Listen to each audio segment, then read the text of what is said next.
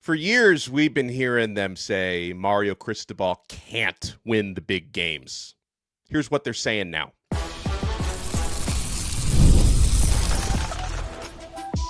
You are Locked On Canes, your daily podcast on the Miami Hurricanes, part of the Locked On Podcast Network, your team every day.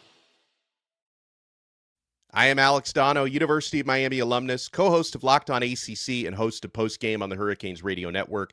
And thank you so much to the everydayers for making Locked On Canes your first listen. We're available free wherever you get your podcasts. We're free on YouTube. We're part of the #1 Locked On Podcast Network, your team every day.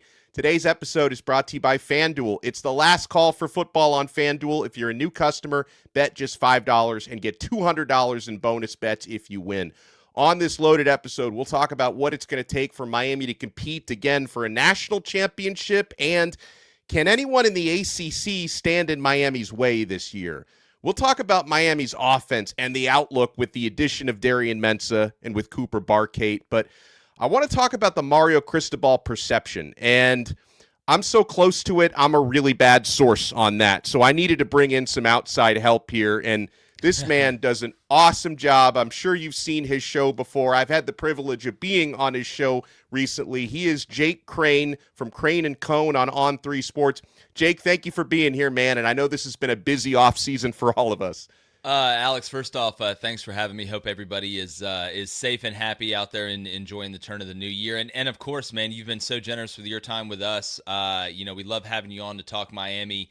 At the end of the day, game recognize game, real recognize real, and like you, we want our audience to have what we think, and again, it's all opinionated, is the best perspective or one of the best perspectives on the topic that we're covering, and you've delivered for us, man, and I think we've kind of ingratiated ourselves a little bit more to the Miami fan base as this has gone on, and I'm excited for you guys, man. I really am.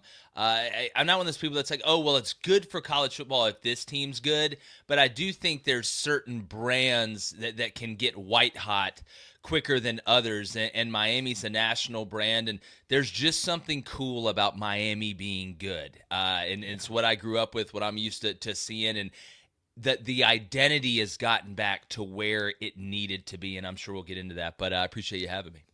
Yeah, definitely. And so, all right, you talk to, Jake, college football fans of every persuasion, fans of all different teams, right? And I know you're very aware of the Mario Cristobal narratives, right? Yeah. Like, he will probably never live down the not taking the knee against Georgia Tech. And so, I see it in my comments. Every time Miami has a big game, I get comments like, well, we know Mario's going to find a way to screw it up. But Miami had some really big wins this past season. I know they ultimately fell short in the championship game, but the win against Notre Dame, which ultimately got Miami into the playoffs, wins at Texas A&M, against Ohio State and against Ole Miss in the postseason. Do you think that narrative on Cristobal is changing or at the very least evolving? I think evolving's the right word because these things are always moving. I mean, he's a genius until the next mistake. I mean, every coach is. My wife is from Tuscaloosa. I love her to death. She's an Alabama fan, and there were times where she wanted to fire Nick Saban. She wanted to let Nick Saban get fired at Alabama. Now, again, every fan is short for fanatical, and I hope she's not watching this. I'm not calling her a fanatic to her face. But, Alex, I think two things can be true at once, and in the sports media space and in sports fandom, I don't think we view it that way enough. Sometimes it is black and white, but sometimes multiple things can be true at once. I do think the mistakes that Mario made, the controllables, right? You control the controllables. Taking a knee, time management, things like that. I think there were some egregious mistakes, and I think a lot of Miami fans will agree with me on that. But just like, my daughter's 1 year old, and when we turn the fireplace on, she doesn't realize it's hot till she gets close to it. Now, I don't want her to get burned, but it's amazing how that first time you got too close to the fire or you put your hand on the stove or the first couple times, you tend to learn from it. So I think Mario did a lot of good to try and start to bury that narrative. Typically coaches, I did it for 10 years, 7 at the Division I level, and there's even more staffers now. You have a time guy, you have a get-back coach, you have all these different people looking at different areas. It seems that Mario has grown, but the easiest way to handle time management is to just beat everybody to death. And for most cases, especially in the run there at the end, outside of A&M and the loss, Ole Miss game was tight, but you felt like Miami was able to control most of those games. But yeah, you live and you learn. I don't think you're going to see Mario make those mistakes again. So I'm hoping that narrative is slowly beginning to die, and he's getting the kudos and the credit for what he has built at Miami. And, you said something, not to be too long-winded, Alex, at the beginning. There were a lot of people when I was doing it was called the J-Boy Show. My show was called the J-Boy Show when Mario got the job. And I was one of the few people that came out and said, listen, I think Mario Cristobal is about to get Miami back. Right. I think Mario Cristobal will be in a national championship game within the next 5 years. He got there in 4, and he did it exactly the way I thought he was going to do it, which, again, I'm sure we're going to get into. But, yeah, to answer your question, I think that narrative is slowly getting killed. If he's able to replicate what he did last year, I think it'll go ahead and smother it until the next thing happens, and then all of a sudden it quickly reverts back to he doesn't know what he's doing or this, that, and the other. So, yeah, I think evolving is the right word. Yeah, and on that note, what were your big takeaways on Miami this past season? And, how did they probably exceed your expectations? Because they certainly exceeded mine, Jake. I mean, I'm a pretty pro Miami guy, but I didn't have getting to the national championship game on my bingo card last year. What were your big takeaways from 2025? Yeah, if you had Miami and Indiana in the national championship game before the season, I think you should be federally investigated, to be honest with you. I just... See, again, after being in it, I look more at the way the team plays, not just from a efficiency standpoint or running the plays correctly or handling time correctly. It's the effort even when it doesn't look like it's going good. I think the biggest compliment you can give a coach is that his guys play their guts out. It's kind of like Houston basketball to me with Kelvin Sampson. Regardless of other circumstances, do your guys just play their guts out for you and for that logo that's on their jersey? I was so impressed with the level of physicality and effort. Balls to the wall effort. Miami, if they had to, they're like Private Doss from Hacksaw Ridge. They just keep going up the mountain, man. They didn't even have to have a gun. Now with Bane and Mesidor, you had an RPG and a bazooka. That was nice. Malachi is basically an invisible weapon. He's the mini predator. But at the end of the day, I just think his guys played their guts out and gave max effort. And that, to me, is why they had a chance in most of these games. That, to me, is why they won some of these games. And all you need is a little bit of confidence. But make no mistake, Alex, this team got where they got because they took on the identity of their head coach up front, where the game will always be won and lost. The line of scrimmage is the heart of the body. It's the roots of the trees. It's the engine to the car. The quarterback's a nice paint job, this, that, or the other, but it was the level of max effort. And there were multiple times when we did our reaction shows, Alex, after Miami wins in the playoff, where I just continued to be unbelievably impressed with the strength and conditioning guy there. Miami didn't rotate a lot on the D-line, but it was balls to the wall for 4 quarters. Miami has huge offensive linemen, but those guys were giving max effort almost every play. Don't let the strength and conditioning coach fall by the wayside. I think he did an incredible job.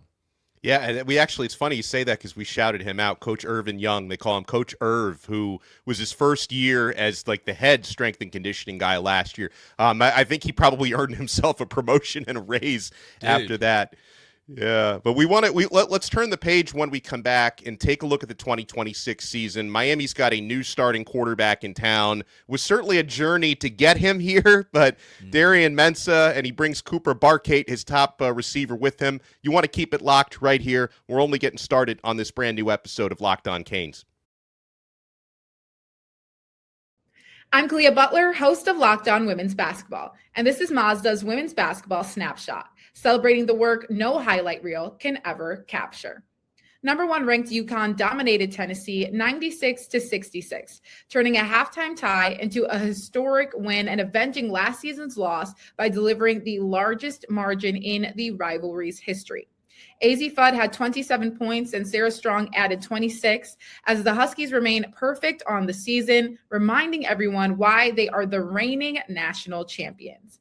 In the Big Ten, number 2 UCLA rolled past number 8 Iowa 88-65, powered by 22 points from Angela Dukelich and a huge advantage in the paint, staking their claim as a national threat. These moments are earned off the clock, those long before the lights ever come on. The sweat, the fakes, the doubt, the scrapes, and coming back for more every time. Mazda puts that same drive into every detail. Wins define the moment, putting in the work, that defines you. There's more to a Mazda because there's more to you. If you're an everydayer here with us on Locked On Canes, make sure you join the Everydayer Club and make that status official. Hit that all access tier and you get exclusive episodes from me of a show I do called The Canes Colada. You get an exclusive Locked On Canes newsletter, one-on-one texting access with me, and so much more. Just hit the link in the show notes below or go to lockedoncanes.supercast.com and make your Everydayer status official today. And we have the pleasure of being joined by Jake Crain, who does an incredible job on the Crain and Cone show on On3 Sports. Happy to have Jake with us.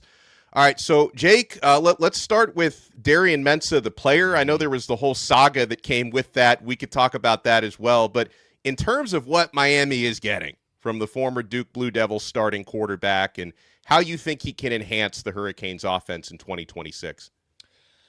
Well, when you look at potential, and again, from the defensive standpoint, I always look at how many ways can this guy hurt me. Cam Ward could keep plays alive. He could run when he had to. You didn't really want to design a run game around him. Not that you want to design one around Darien Mensah, but I think when you look at the athletic ability to not only move within the pocket, keep your eyes downfield, work through your progressions, get to the check down, escape through the pocket, be an effective runner, being a smart runner. I think there's some similarities there with Mensah being a little bit quicker. Obviously, Cam Ward was bigger. But when I look at arm talent, to me, there is just a lot of baseball player, and I don't even know if Darien played. He probably did. Most of the time, those guys are three-sport athletes at least, maybe even four with track or something cool I don't know about. I mean, my high school didn't have lacrosse. We didn't even have skin on the chicken nuggets. They served us at lunch, but that's a story for another day.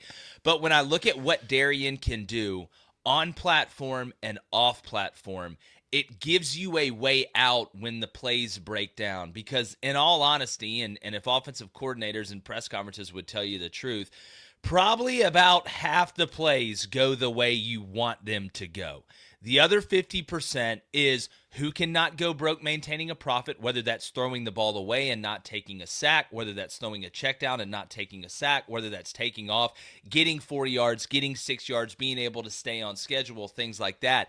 Darien can do it, but what I love about him the most is he's a nuanced passer. He's not a thrower. He's not a Joe Milton that may be able to throw it 800 yards, but he can't control where it's going.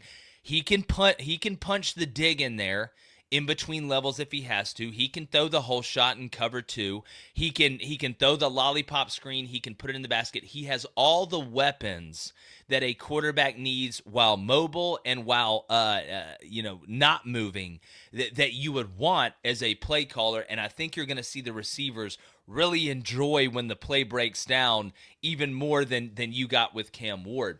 The one thing I'm a little worried about, Alex, and I would love to get – most Miami fans I talked to agreed with me while the playoffs were going on, is it feels like the better the toy you give Shannon Dawson, the more things the guy can do, the cuter he wants to get.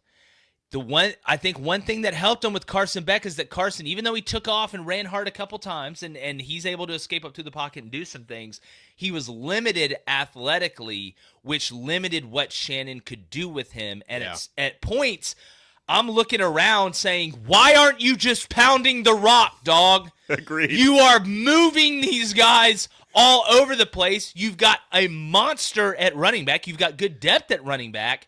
Dude, turn around and hand the ball off. It's like a kid with a toy on Christmas. They're going to play with it all day, and then the next couple of days, they're probably not going to mess around with it. You just can't get too overzealous. That's the one thing, because there's no greedier people on earth than offensive coordinators and quarterbacks. And a point you brought up on our show, Darien will let that thing fly down the field. He is not afraid to walk into the bar and go talk to the hottest chick off the rip just to see if it's going to work. Sometimes that can be good. Sometimes that can cause problems. Just like anything, there's a limit to it. So it's a great ad. I think he's a better player than Carson Beck. I'm not going to put him in Cam Ward status right now because Cam's 100% witch to me, but it's a really, really nice pickup, especially this late in the game for a team that had to play the most games the longest, which affects recruiting in the portal. I think you spoke for the vast majority of Miami fans and what you said about Dawson. I think he's got to find a little bit more of a rhythm and consistency to some of the trickier stuff because like first half of last season, it was a gap for life. Like he was not calling anything weird. And then it started from the Syracuse game, which was like back third of the season, where it was like the gadget plays just started coming fast and furious, but it seemed like situationally a lot of it was either ill-timed or not really having a feel for the situation. So I think it's about finding the balance for him, Jake. You're exactly right. And look, I'm not saying that don't ever run a trick play. Yeah, I'm not saying don't, try and be creative and do things like that. But it's reading the room. Like if I get in a fight and I've got the dude on the ground and I'm punching him in the face, I don't need to stand up and let him stand up and try and scissor kick him. Just punch him in the face. You're winning. It's like if you're good at making burgers, if you're great at making burgers, just make burgers, man. I don't need you to make a chicken salad. So at the end of the day, look, Shannon, he's a football savant. He's forgotten more football than a lot of people know. But I think even he said sometimes I have to make myself stay patient. And I love getting yards, but I love hitting home runs too. You just can't go try and swing as hard as you can at every pitch. Yeah, no, I think that's perfectly said. Now, in terms of everything off the field in college football, because Darien Mensah was one of those big stories, right? Like we currently have Joey Aguilar at Tennessee suing the NCAA to try to get another year. We had the whole Dabo Sweeney versus Ole Miss story, which I think we're only in the first chapter of that because the NCAA is investigating it. And not to say that all three of those situations are the same, but the Darien Mensah saga, it had the attention of every college football fan for a couple of weeks. Like, what's your take on how that all went down, where he gets sued by Duke and ultimately they settle and he's a Miami Hurricane? Well, I think you got to put it in two separate buckets. This is, again, one of those instances where I think two things can be true at once. Do I think the system we have is garbage when it comes down to the guidelines and guardrails? Yes. Do I – and I was against making them employees for a while, but at this point I'm just trying not to let perfect get in the way of better. We're going to have to make them employees to make these contracts double-sided.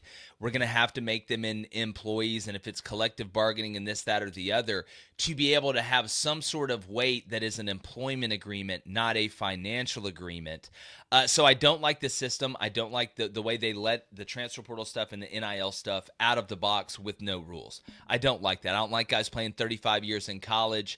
But on the other hand, just like I forgot what presidential debate it was, but oh boy said, listen, if you don't like the way I take advantage of the tax system, fix the loopholes. It makes me smart that I do it this way because you allow me to do it this way, and I can get away with it. So if you can do it and you can add a player like Darien Mensah, why would you not? So on one hand, the rules are trash. But on the other hand, if you're going to let me do this, I am going to take advantage of it. And I don't, you look, there's reimbursement that's going to Duke. When you look at the way this went down, Miami saw an opportunity, obviously, and we can talk about tampering and this, that, or the other. You're never going to stop tampering. And I'm not accusing Miami of anything, but somebody had to talk to somebody. Right. Again, I think Miami took advantage of a situation that we need to fix, and they were smart to do it. And, you look at college basketball right now, I think the stuff that Alabama's doing is embarrassing, bringing a guy back from the G League. But if you're going to let me do this, at least for this amount of time, then I'm going to take advantage of it. I will take advantage of your stupidity every single day. That is my job, to put my team in the best position to win, whatever avenue, within bounds that allows me to do. So why would I not do it? Why would I not go get Darien Mensah? Yeah. Well, when we come back, can Darien Mensah lead the Miami Hurricanes to their first ever ACC championship? He just did that at Duke last year. Can Miami get back into the national championship picture? You want to keep it locked right here. Jake Crain from Crain & Cone is with us on a brand new episode of Locked On Canes. Tax season does not have to take over your life. This year, TurboTax is making it easier than ever to just hand things off and move on with your day. With TurboTax full service, you can have your taxes done for you by a trusted local expert start to finish without the stress or the guesswork. Instead of spending hours trying to figure out forms, you can meet with a local TurboTax expert in person or connect online. And then they handle everything from W-2s to self-employed forms and work to get you every deduction. You can upload your documents, go about your day, and get updates right in the TurboTax app. It's a huge time saver and gives real peace of mind knowing an expert is handling it. For a limited time, you can have your taxes done by a local TurboTax expert for just $150 all in. If a TurboTax expert didn't file for you last year, just file by February 28th. Take taxes off your plate and get back to your life. Visit turbotax.com/local to book your appointment today. We're also proudly brought to you by FanDuel. It's the last call for football on FanDuel. One final Sunday, one last kickoff, one final chance to get in on the action before the NFL season officially comes to a close. This is Super Bowl 60, and FanDuel is making sure you're right in the middle of it with a special offer just in time for the biggest game of the year. Whether you're backing the favorite, riding with the underdog, or building one last same-game parlay, this is the game everyone's been waiting for. This is where predictions turn into plays, stats turn into storylines, and every snap feels bigger. It's the perfect way to cap off the season and make the Super Bowl even more exciting from kickoff to the final whistle. If you're a new customer, just bet $5 and get $200 in bonus bets if you win. Make it count, because after the Super Bowl, the season's over. Last call for football on FanDuel, an official sportsbook partner of Super Bowl 60. Visit FanDuel.com to get started. Thank you so much for making Locked On Canes your first listen. Make sure you make Locked On ACC your next listen. Kenton Gibbs and I will have a new episode later today talking about Jim Phillips claiming, there's no more rift with Notre Dame and everything else the commish had to say. We'll break it down on Locked On ACC. All right, so, Jake, first thing, and I co-host Locked On ACC, and, I'm not sure, outside of Miami should be really good again next year, who else in the ACC will be good? I mean, maybe SMU with Kevin Jennings can have a little bit of a bounce-back year from last year. Hell, they beat Miami last year. People are wondering what James Franklin's going to do in his first season at Va Tech. Clemson, how far have they fallen? Can they bounce back? I mean, who would you say can give Miami on paper the biggest challenge in the conference this coming season? Well, you bring up SMU. Jennings has continually gotten better. In Rhett's offense, a guy that I got a lot of respect for. The thing with SMU, it's going to be the line of scrimmage. That's going to be the question. That will be the question for SMU. I think for most years moving forward, they can get the skill guys. It's can you get the depth up front? We know Clemson's going to have good personnel. They do have a good coaching staff, I think, and some people say Penn State, but I say Clemson, and again, I know you host Locked On ACC, and there's a bunch of ACC fans on here, but, I think it's harder to navigate through the Big Ten overall than it is the ACC, and I felt like the advantage from a personnel standpoint that Clemson had in their conference was even higher than what Penn State had in the Big Ten, and yet they fell flat on their face. I think Clemson will come back upset. I think Clemson will come back with the capability and the players to be able to do some things that could put Miami in a tough spot. But just like we said about SMU, the reason that Miami will continue to elevate and the reason why Miami, I think, should be and probably is the favorite to win the ACC championship next year is because they are built like the top teams in the Big Ten and the SEC on the line of scrimmage. Now, we'll see what happens losing Bain and Mesidor. That's tough, but me and you, we talked about Lightfoot. We talked about some of the younger guys and some of the guys in the portal that we've seen them bring over. I don't worry about Mario Cristobal's teams on the line of scrimmage like I don't worry about Lane Kiffin's offense, like I don't worry about Brent Venables' defense.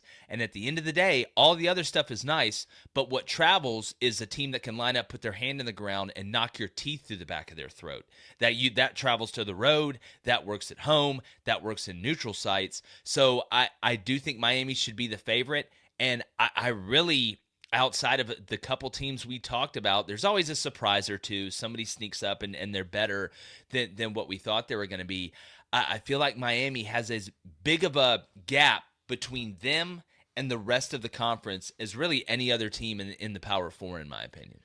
And in the big picture, you asked me when I was on your show last week kind of where I would rank Miami heading into next year. And I said just based on the roster, I think it should be top 5. And you made another really good point that also if you weigh Miami's schedule versus the schedules of some of the big boys in the SEC and the Big Ten, Miami's got a more favorable schedule. I mean, Notre Dame on the road is going to be really, really tough. Like the rest of the schedule looks really manageable, of course. So, I mean, how does schedule come into your view? And overall, where would you rank Miami heading into 2026? Yeah, again, you've got to make distinctions on these things. On our show, we did the way too early top 25, and before we came out and said, listen, the recipe we used is obviously the coaching staff and roster retention, and then the schedule, or at least what we think some of these teams are going to be going into next year. There's always good surprises. There's always bad surprises. But it wasn't just an overall power ranking of these are the best rosters. That's all we're looking at. Best rosters, who's got the best players, this, that, and the other. I still think Miami is top 10 in that when you look at overall roster. But I think when you marry up roster with what we believe this schedule is going to look like when we get there and go through it, Miami is top 5 when you combine those two. And, you talk about the importance of schedule. It's the most important thing. That's why one of the biggest arguments that coaches and athletic directors and even conference commissioners have right now with the selection committee and is that they don't tell us the formula or the recipe of numbers of how they get to these things. Like, I don't care what the formula is. Just tell me the formula. Yeah. So I know how to schedule. We did a deep dive on it, and you can get all the way to find the company that crunches the numbers, but you cannot get any further than that, which to me reeks of corruption. Reeks of corruption. Now, they've done some good things. I think because it came down to Miami and Notre Dame, and Miami beat Notre Dame straight up, that was the right choice, but it should never have come down to Miami and Notre Dame. We should have had BYU in the mix. We should have had Vanderbilt in the mix. We should have even possibly had Texas in the mix instead of 2 group of 5s being in there. Not that they should never be in there, but if you don't show me, it's like my math teacher in 8th grade. Like, I tell you what, I could find an answer on somebody else's paper really quick, but that never worked because I had to show my work. I had to show you how I got there. Did I use pie? Did I not use pie? Did I eat the pie? Who the heck knows? You got to see how I get there. So I do think, though, overall, Miami is sitting in a position that to not only feel good about making the playoff, but, either hosting a game or getting a bye and having to wait the 6 weeks in between now to play those 2 games. Yeah, that schedule is brutal. Like I thought January 19th was late. I'm looking at next year's. It doesn't end until January 25th. What are we doing?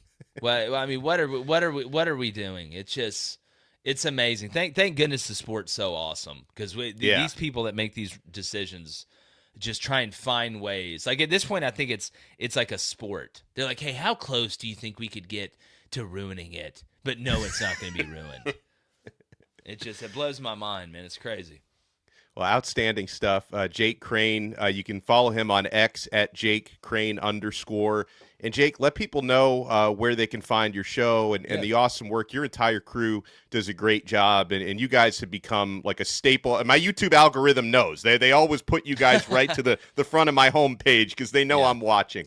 Well, I appreciate the kind words. We always say, and there's 3 of us, we only know 4 things, and they all start with F. Football just happens to be one of them. So we're going to stick to what we know. But appreciate you having me on. Yeah, it's really easy to find us, Crain and Cone, Crain and Cone. We're YouTube, Apple Podcasts, Spotify. Got a great episode. I'm sure a lot of people here have seen it. But if you haven't seen our crossover episode with Alex that we put out, literally just last week, it's a lot of fun, very informative. We have a good time. We want to obviously be knowledgeable, but we want it to be enjoyable, right? We don't want it to be like, sitting in the library and everybody just giving takes and moving on. No, we have fun with it. It's a game and it should be fun, and we're honored to be able to talk about it. And I said the last thing I'll say is, man, I'm fired up for you guys. I know how long the wait has been to get back to relevance. I know the hell that a lot of diehard Miami fans have to deal with the bandwagon stuff and this, that, or the other. But it is cool to see the U coming back out of the cave and ripping the Villagers apart. I love it. Thanks, everyone, for making us your first listen. Make sure you check out Jake on social media and his awesome show. And we'll talk to you next time. Make sure you join that Everydayer Club. By the way, link in the show notes below. We'll talk to you on Locked On Canes right here on the #1 Locked On Podcast Network. Your team every day.